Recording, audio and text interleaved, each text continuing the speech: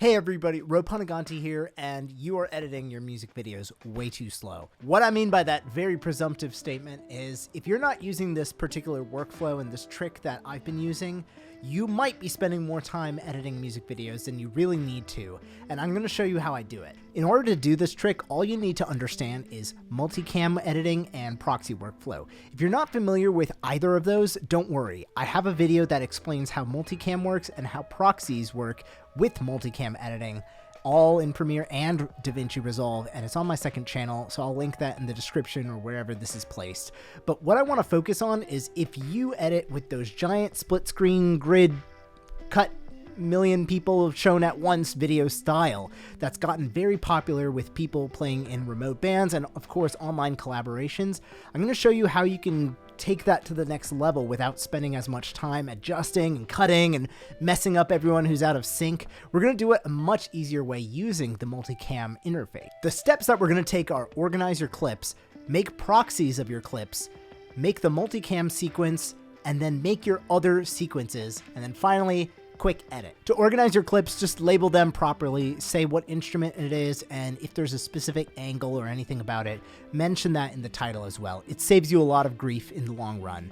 Another thing you absolutely should strive to do is keep everybody in the same frame rate and ideally same resolution. I think 1080p is perfectly fine, especially if you're going to shrink someone's video down to like this small to show them with 50 other musicians.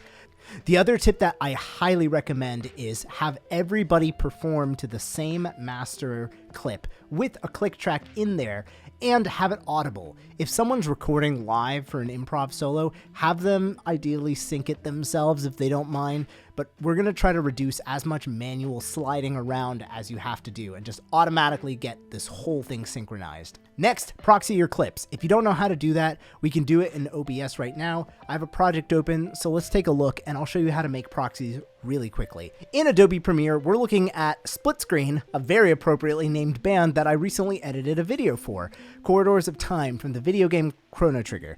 Now, they had an 8-member band and we have a lot of clips to deal with. So if your computer's old or if it's new, just make proxies. It's not that hard and it saves you a lot of trouble. Proxies are basically crappier versions of your footage that you can use as like a substitute. So when you're editing, you look at all the crappy footage and it's really easy for a computer because it's low resolution, low quality. So you can make decisions about timing a lot easier. And when you need to color, you can toggle it off.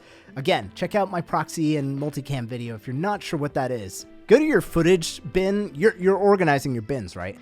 And what you're going to want to do is basically select all your clips, all your video clips, not the audio one, and we're going to go to proxy, create proxies.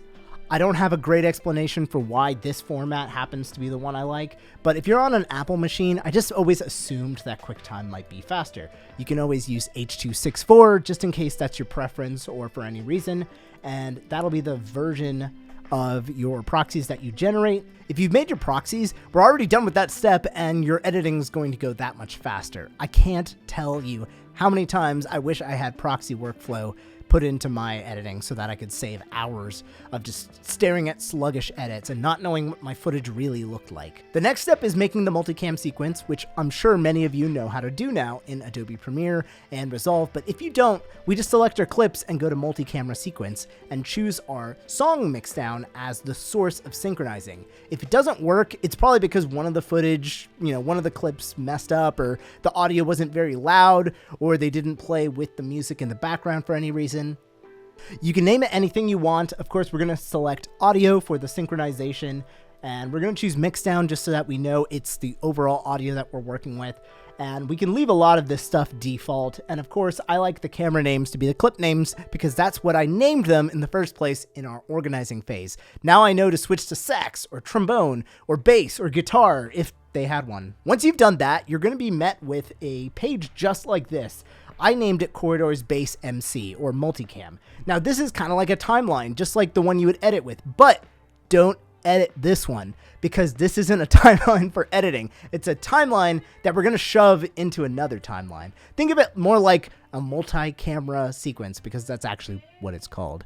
Now, you're not going to see these green things here. I'm going to explain them in a second. what you're gonna see is all your clips lined up. If you don't see all of them for any reason, if it messed up, this is the step where you would drop all of your videos onto a new clip, a new track number, and then synchronize it yourself. Do not move which video track each instrument is on, because that'll mess up everything. You want to have it assigned, whatever they give it, Alto V2.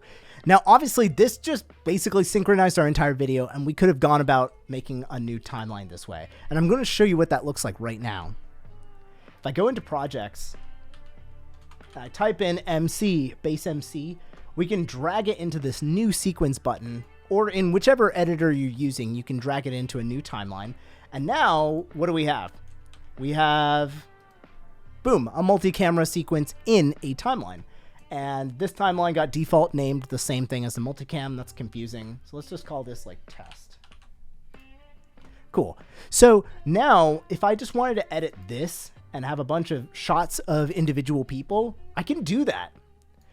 See over here again in my multi-camera video, I've already gone over this, but for a refresher, we can click who we want to show at any point in the song. And if I hold Control down, you can see over here, we just made a cut. That was the easiest edit ever, instead of pulling out a razor tool and slicing and scooching everybody over. And it's so much faster. We can go to the trombone player, to the trumpet player, pianist, other pianist. You have so many options right here. Now, this is the majority of what I've already explained. So we're going to talk about why this is going to be even easier. Now, before we go to the real trick of this whole video, again, you can play this in real time if you wanted to and start clicking, and it'll record your changes, and you can go back and you can adjust just like you were already editing before. But I find that way to be the most artistically fulfilling. You can kind of choose who's, playing something interesting, or if there's an interesting angle to the same musical, to the same song, really. Remember this, because this is basically what we're going to be doing at the end. The difference is what I'm about to show you now, which is adding your own split screen shots into the mix. So you see how we have all these different performers here looking good and playing their music? We can add multi-split screen shots of them performing together as if it were one of the clips, and just treat it that way. It's a little bit more intensive on the computer, so that's why we have the proxies. If you take a look at the timeline here, besides those little green things at the top that I'm about to explain, we have basically a synchronized music video that most everybody I know who cuts music videos works with in their normal timelines. But this is a multi-camera sequence where we can choose between different layers. So what if we added a layer that was like a nested sequence? And if you don't know what a nested sequence is, it's basically like a glued mixed sequence of other events. So if we double click it, look at this. Let's close this. This is a bass player and a piano player, and they have the crop effect, and they have a special little graphic I made to divide up the parts, which you don't even need that. So this is basically like me treating what you're looking at here like it was its own clip. All I had to do was just put my synchronized files in a new timeline and then nest it and duplicate it and then come up with different permutations and combinations of who I wanted to show at the same time. Then we can choose between those or individuals, and we have this huge array of choices. And I don't have to put like a million clips in one timeline, which would be just super messy and unnecessary for a YouTube video. To show you how easy I find this, we're gonna take all 8 of our original shots here, which are synchronized with the music, and I'm going to go to the beginning just to be sure, and I'm going to copy, and then I'm going to open a new sequence, same resolution, same everything. I'm going to paste it. So now look at that. It's called sequence 4, and that's not really a good name. So let's call this this is our test split angle, which is basically something that we can cut to whenever we want to show, I don't know, let's say piano and drums. That's not a combination that I've done before. So now we can just get rid of everybody. These two should be synchronized with each other, as well as the music. I didn't paste it because I'm stupid. Let's try that again. Boom, it's synchronized. I did it. Now what we can do is create our own split here. And I'm going to get rid of some of these extra tracks just to make the video a little cleaner. and it'll be a little easier to see in this tutorial, which I'm probably editing with multicam as well. So now we can make space for both artists. It doesn't have to be pretty because this is for a tutorial, right? But I'm going to use the crop effect on the piano. And if I click the crop effect itself, it opens up its individual editing tools. So I can drag this over, and let's move the position value, the drums, so that you can see more of them. So now you can see both musicians in a split screen manner, and we have this cool test split. Now, what the heck is the point of making a test split? So we've made a new timeline with our synced artists, and if I add this to the top, now it's another choice for me when I'm doing multicam editing to quickly cut to these two. So what I mean by that is, let's go to our little test timeline. So if I am editing now, we have the music and all that.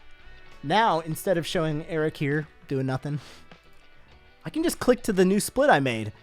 And it's pretty easy. They're both showing proxies. But yeah, now I can choose between these. I can choose between the 5 split of the band, the 4 split with the little logo in the center. Any of these I can make. And if you have a huge band, you're not going to want 50 tracks all at once unless, you know, maybe that's artistically what you're going for.